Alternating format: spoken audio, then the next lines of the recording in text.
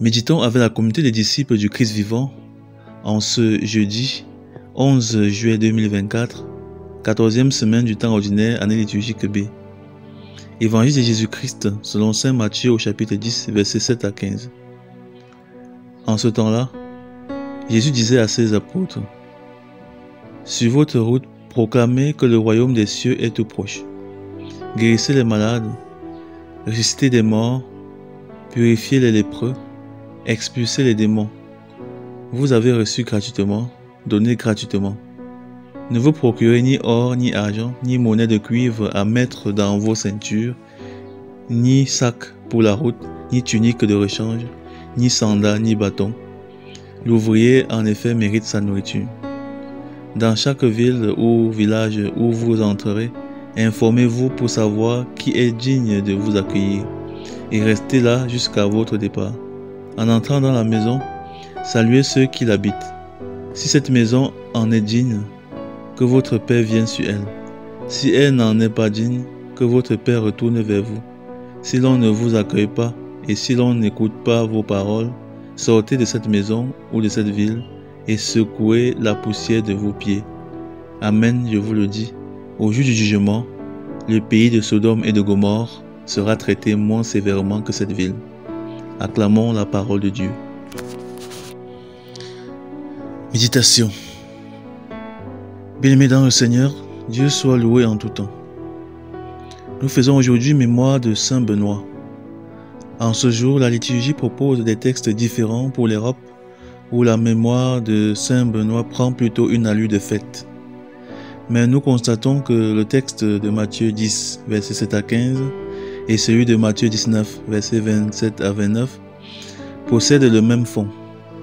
On peut y déceler le même message, celui du détachement du disciple du Christ.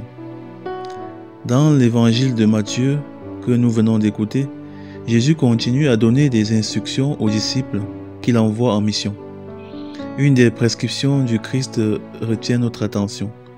Jésus demande à ses disciples qu'ils ne se procurent ni or, ni argent, ni monnaie de cuivre à mettre dans leur ceinture, ni sac pour la route, ni tunique de rechange, ni sandales, ni bâton. Le véritable disciple du Christ est caractérisé par un certain détachement des biens matériels.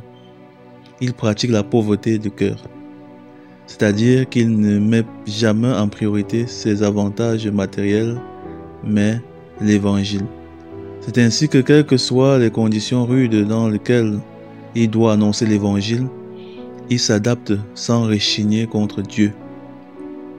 Certains pasteurs, lorsqu'ils sont envoyés dans des paroisses pauvres, n'arrivent pas à s'adapter. Ils négligent l'annonce de l'Évangile et mettent en avant la poursuite du confort matériel. Ils refusent de se contenter du peu. Très souvent, cette obsession des biens matériels les conduit à se compromettre et à perdre complètement l'essence et le sens de leur mission évangélisatrice. Ils n'arrivent plus à annoncer l'Évangile.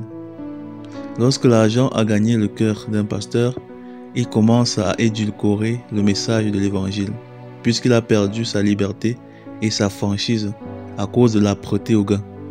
Il est aussi du devoir des fidèles de veiller sur leur pasteur, de mettre à leur disposition autant que faire se peut des moyens nécessaires pour faciliter l'annonce de l'Évangile.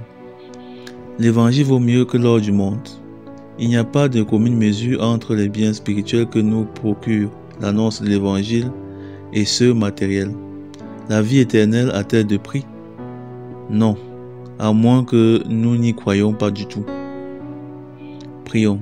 Père éternel, donne-nous la grâce du détachement des biens matériels et de l'attachement aux biens spirituels, afin que nous puissions vivre et annoncer librement ton Évangile par Jésus le Christ notre Seigneur. Amen. Intercession. Seigneur, libère les chrétiens de l'attachement aux biens matériels pour qu'ils puissent annoncer librement et efficacement la bonne nouvelle. Vierge Marie, intercède pour nous. Exercice spirituel. Prions pour nos pasteurs et veillons à leur faire des offrandes pour les aider à prendre en charge leur vie matérielle pour mieux nous annoncer l'Évangile. Loué soit Jésus-Christ. À jamais.